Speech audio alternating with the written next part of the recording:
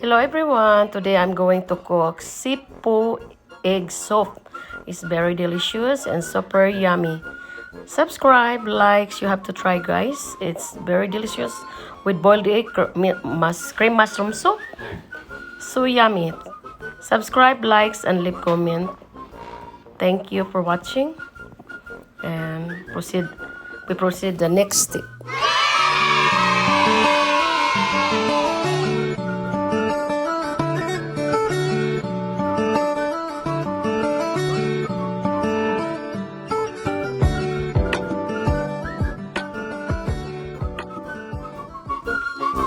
First thing to do, I put salt on the chicken and also water and 1 tablespoon black pepper and chicken powder. So after that guys, we need to boil this until the chicken meat and bones is boiled, and also we boiled eggs also. Then we have ingredients, some carrots, onions, jicama, and peas, green peas. And also now I put the chicken broth there, and then already the meat is ready. And then we're gonna shred it or slice. And then you have to add 2 tablespoons of oil and stir fry with the luncheon meat chicken.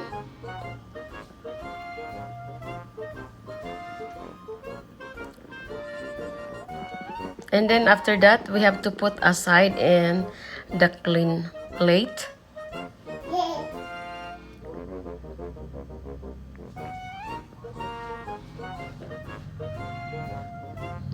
And then you have to add to butter, 1/2 of butter, or if you have margarine.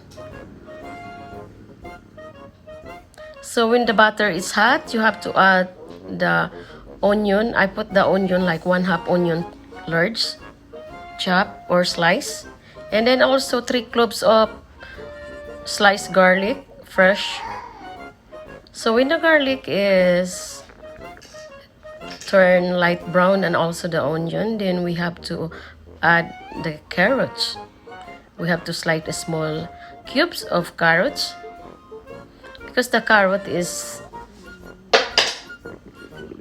long time to cook, and also the jicama or singkamas I slice also cube. And celery is the same, I cut with a small size of cubes. And also guys, I add the chicken's broth, which I boiled the meat and the bone together.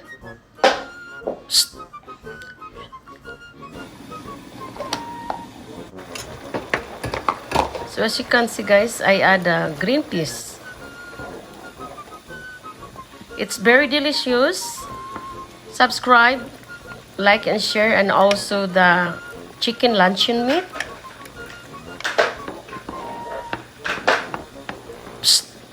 And also the chicken, shredded chicken meat, which I boiled. And also I add the chicken broth.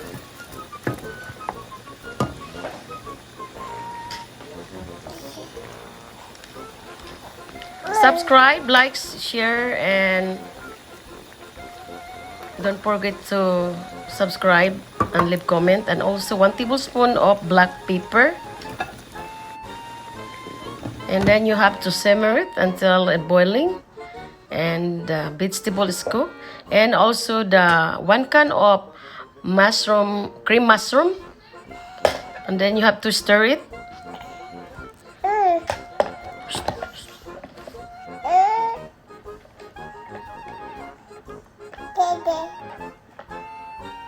And then the boiled egg. I took off the skin and put the boiled egg there. And also the bell pepper.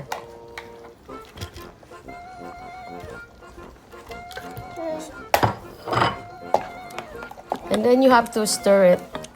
Guys, it's very delicious. It's very special soup, SIPO eggs. And also I add evaporated milk.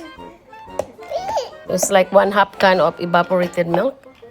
And then you have to stir it, and I add like 1 tablespoon of sugar also, and 1 tablespoon of fish sauce.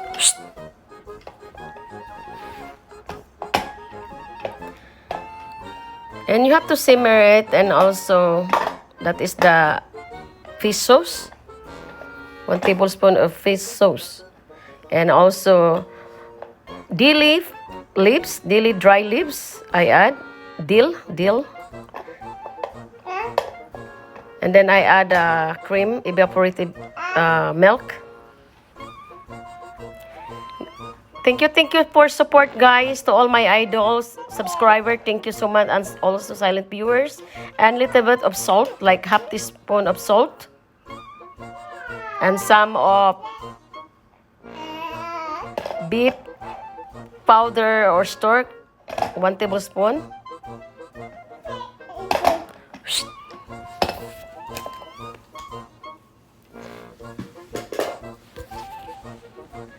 As you can see, guys, very delicious. And the onion or scallion or onion leaves, green leaves. So the food is ready to serve, and you have to try, guys. And then I simmer it for at least 2 minutes, and then after that, it's so yummy and very delicious, special. Normally, if you have party, you can use this. So now it's ready to serve, and put the inside the bowl. Subscribe, likes, share, and please leave comment. If you like my video, you can share it, and then forget to subscribe and push the notification bell, so every time I upload my video, you always updated. Thank you so much. Thank you for support, to all silent viewers, to all idols. Thank you, and God bless. I love you all. See you on my next video. Bye.